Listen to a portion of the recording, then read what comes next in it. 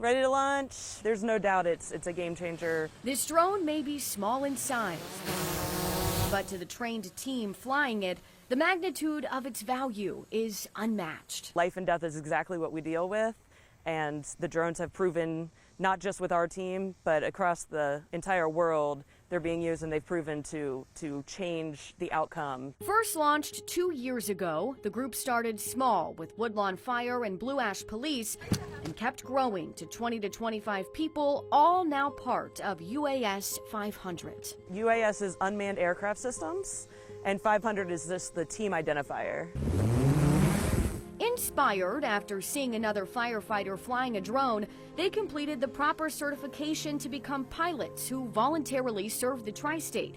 Any agency can request their assistance at an active scene. As a fire chief, police chief, anybody running any type of emergency, our biggest thing is situational awareness. We need to figure out what's going on as quickly as possible. They've frequently been called on to help with fighting fires. I can roll my window down in my car, stick my hand out, throw a drone out, take off, and it can be in the air at 150 feet within seconds. I can see my guys on the roof, I can see what's going on behind the building, I can see all the fire trucks that are coming in, and then all the citizens and things that are going on around as well. When it comes to tackling hotspots, Woodlawn Fire Chief Amos Johnson says it's a device that makes a dramatic difference. Now we can put the drone up with thermal capabilities, and it can point straight to wherever the hot spots are at. We can direct our firefighters to those points to put that fire out, so it cuts our overhaul time in half almost. A live stream gives those on the ground a bird's eye view that can even be accessed by dispatch. 911, the location of your emergency. Somebody at a command center or off scene or even on scene in another part of the scene can log onto the website and see what we're seeing. So now when they're helping us on the radio, they can actually see what we're talking about. Although they've repeatedly used the drone to put out a burning blaze, it can also aid with search and rescue. Program manager Katie Thielmeyer says the aerial view helped them track down 2 missing children. And actually located the girls in a creek bed right before dark. Probably wouldn't have found them if it was 10 minutes later. Huge success story for the team. Probably saved those girls' lives, and so that was a big win and a really interesting situation for us. We need more pressure on the red line. Public funding and grants can be hard to find, so right now the team is running on donations, $5,000, and money pulled from their own pockets. Events like a benefit ride put on by 859 Board Up, a victim and disaster assistance company, keep them going too. We had a huge outpouring from the community with donations. It was really awesome. So we were able to raise $5,000 for the UAS 500 program. Despite the expenses, the UAS 500 team has no plans of stopping their mission of soaring into the skies because they believe it is truly a tool that's saving lives. We don't always have a win. We don't always find the person or but just showing up and doing what we can to help. It's an honor for me to be a part of it. Everybody's really embraced this, and we get a lot of really good feedback, and it feels really good.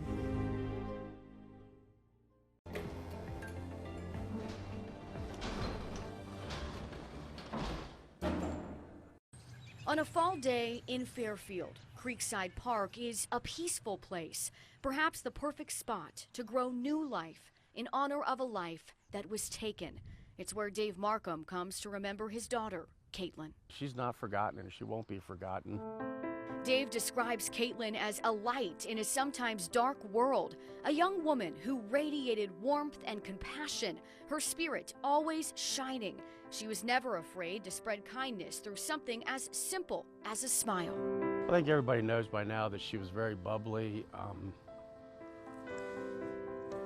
She was just very warm, outgoing, positive, energetic, always wanted people to be happy. Caitlin was dedicated and passionate. Art was her future, and she knew it even at the age of 21. So when she disappeared from her Fairfield home 9 years ago, seemingly leaving all those plans behind, it wasn't just uncharacteristic, it was suspicious. My fiance is missing. I can't find her anywhere. Caitlin's purse, keys, and dog were all at her condo, but Caitlin wasn't there. Caitlin was supposed to report to work. She was a student. She had never done anything like this in her life, and from the get-go, the moment that she was reported missing, foul play was suspected. It's just kind of numbing. Just, you know, this can't be happening. This is not real. The last person to see Caitlin alive, August 13th, 2011, was John Carter, her fiance at the time. He called 911 to report her missing. Where was she at midnight last night when you left? She was at her house. She was going to bed. She wasn't going out to do anything, so she would have been in her bed. And I mean, I've been with her for 6 years. She's not deceiving, you know. She doesn't. Okay, and you guys didn't have an argument or anything? Not at all. Okay, but you have a group. Hundreds of volunteers flooded the Fairfield community searching for any sign of Caitlin. I just want people to know that I feel she's still alive, and people are telling me that she's still around, so I want to keep that faith. I want to keep my spirits up and everything. That glimmer of hope lingered for years, but faded fast in April 2013 when Caitlin's remains were found at a dump site in Cedar Grove, Indiana, about 33 miles from Fairfield. Her death is now considered a homicide. And a couple of police officers knocked on the door and, you know,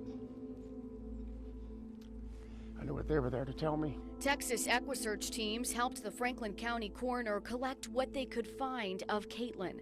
Ohio chapter director David Rader says it was especially emotional because Caitlin's father was there too. That was gut-wrenching. To sit there and just watch a man take scoops of dirt and try to find pieces of what was left of his daughter. You know, we don't normally do that, but he insisted on it, and how can you tell a father no? I wanted her all back. And again, you know, it needed to be done. The discovery, although devastating, gave investigators critical evidence. In 2016, they announced they had a person of interest, someone who has never been named publicly. Retired detective Frank Schmidt believes Caitlin knew her killer and probably even called that person a friend. You have to look at the circle of either relatives or friends that possibly could be the suspect. As the case caught the eye of national news outlets and became the focus of a private investigator's podcast, rumors started flying and tips started coming in. Those closest to Caitlin have been examined and questioned repeatedly, including her relatives and her then-fiancé. Anytime that you have a person who disappears or a person who is a victim of a homicide, the immediate family, the immediate friends are always looked at.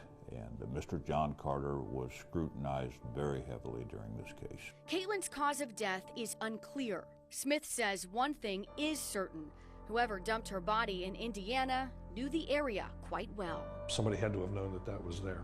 You couldn't even see it from the road. If her death was an accident, that's one thing. To take her body, drive it to Indiana, and throw it off the side of the road, it's not so accidental anymore. 7 years into the investigation, another person popped up on the radar, convicted killer Michael Strauss. He's responsible for the 2018 death of Westchester woman Ellie Wyke, and he shares mutual friends with John Carter. You know, that individual was in Caitlin's circle. So again, law enforcement is absolutely going to rip him apart and try to find if there was any connection between him and her demise. Strauss reportedly confessed to a fellow inmate that he killed a second woman named Shelley and left her body by a creek. So far, police have not said whether they've connected him to Caitlin's case. We know Fairfield Police and Westchester Police have had meetings. A private investigator points to Strauss as a solid suspect and potential lead. He might not be connected to it, but I can tell you that it sure looks promising. Despite what's felt like breaks in the case, no one is facing charges connected to Caitlin's death.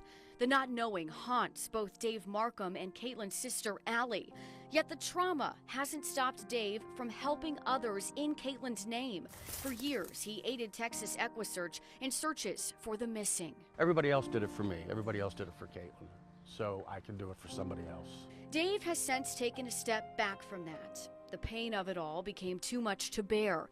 Now all he's left to do is wait and have faith that maybe in time his broken heart will heal. I'll never give up. No, never. She deserves it, and we all deserve it. The community wants answers. No, I do believe that, you know, in time, when it's the right time, we will know, we will have answers, and hopefully we will have justice. Now, we did reach out to John Carter to see if he wanted to talk about Caitlin or talk about the case. He declined an on-camera interview, but did share this statement with me, saying, quote, "I have never forgotten Caitlin, nor have I forgotten the lives she has affected. I ask God for justice and the understanding of her disappearance every day, and hope that a light will be shed and she and those affected can finally know the full truth." He went on to say as well, quote, "I also hope that anyone who knows anything about her disappearance will come forward and let us know what happened to her. She was a beautiful woman inside and out that was taken from us too soon."